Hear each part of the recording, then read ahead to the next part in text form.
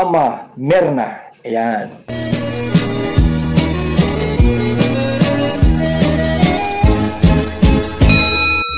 Hello, good morning! Konting reaction muli, ito tungkol sa aking paboritong love team ng Kalingap. Walang iba kundi si Carla at si Jomar.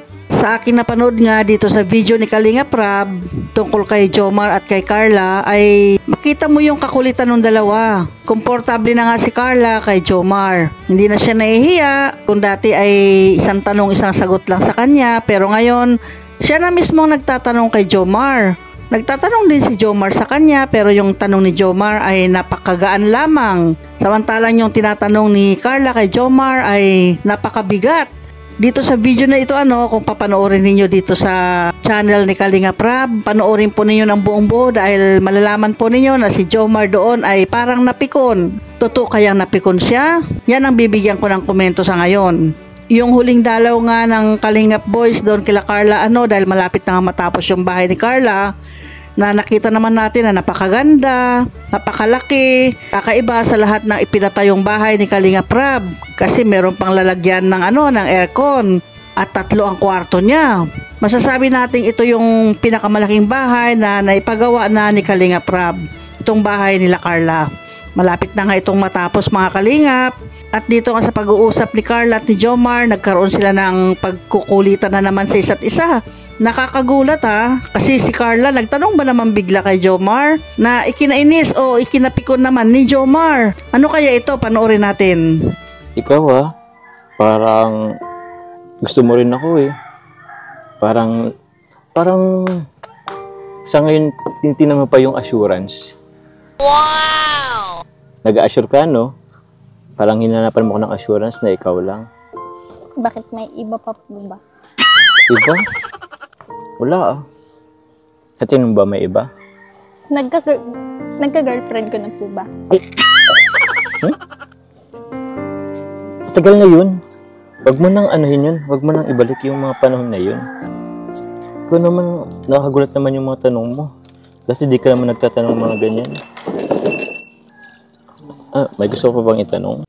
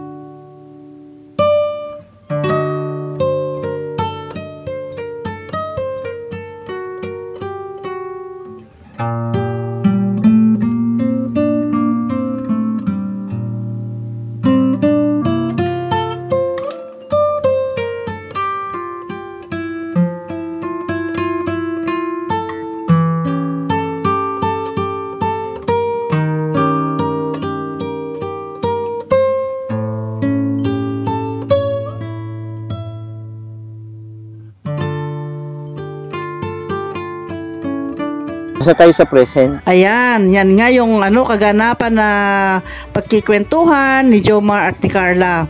O diba, napakadaldal na ni Carla, napaka-open na niya, komportable na siya magtanong kay Jomar.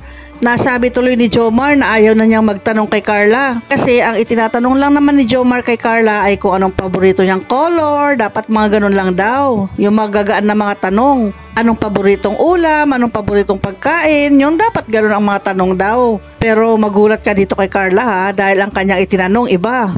Nagtanong ba naman siya kung may nililigawan bang iba si Jomar at kung kailan ba yung huling girlfriend niya? O di siyempre nabibilaukan na si Jomar sa mga tanong ni Carla na yan. Kaya sabi ni Jomar, wag na magtanong ng ganyan kasi baka yan pang pagmula ng away. Ibig sabihin si Jomar napipikon. Pikon nga ba talaga o arte-arte lang niya? Alam naman natin na si Jomar, di ba, 31 na siya. Ibig sabihin, last na yun ng kalendaryo. Si Carla, 18 pa lang siya at wala pa siya naging boyfriend. Kaya natanong ni Carla kay Jomar kung ilan na yung naging girlfriend ni Jomar at kung kailan yung huling girlfriend niya. Naiinis man si Jomar na sumagot pero nasagot pa rin niya yung isang tanong doon na yung huling girlfriend niya ay 2017 pa. Ibig sabihin napakatagal na yon. Kaya sinabihan niya si Carla na sana huwag ka magtatanong ng ganyan. Kasi ako napakagaan yung tanong ko sa iyo, yung mga paboritong kulay lang mga tinatanong ko. Samantalang ikaw ang tinatanong mo tungkol sa nakalipas. Huwag na natin pag-usapan yung nakalipas. Yan ang sinabi ni Jomar. Kaya di ba para napipikon siya. Bagamat ganun yung sitwasyon ng pag-uusap nila, ang cute nilang pakinggan o ang cute nilang panoorin dahil may kakulitan na si Carla at si Jomar na ngayon ang sumusuko o yung parang napipikon, ganyan, naiinis. Pero kunwari-kunwarian lang naman siguro yan.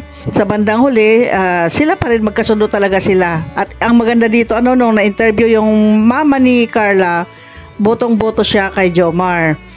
Na dapat ingatan niya o wag mawala yung tiwala nila kay Jomar dahil si Jomar nga ay gusto niyang ihatid sundo si Carla pag siya nag-aaral na. Siyempre, gagamitin ni Jomar yung bago niyang kotse na bigay ng sponsor sa kanya. Gagamitin niya yon para kay Carla. Kaya sabi ng nanay ni Carla na may tiwala naman daw siya kay Jomar, kaya dapat pag-ingatan ni Jomar yung tiwalang yon. O diba, panoorin ninyo itong channel ni Kalinga Prab tungkol kay Jomar at kay Carla kasi napakaganda yung usapan nilang dalawa doon Silang dalawa lang ang nagmimerienda, magkaharap na nagmimerienda. Tapos ang usapan nila ay tungkol sa mga nakalipas na ayaw naman talaga ni Jomar pag-usapan yung nakalipas. Gusto niya yung present.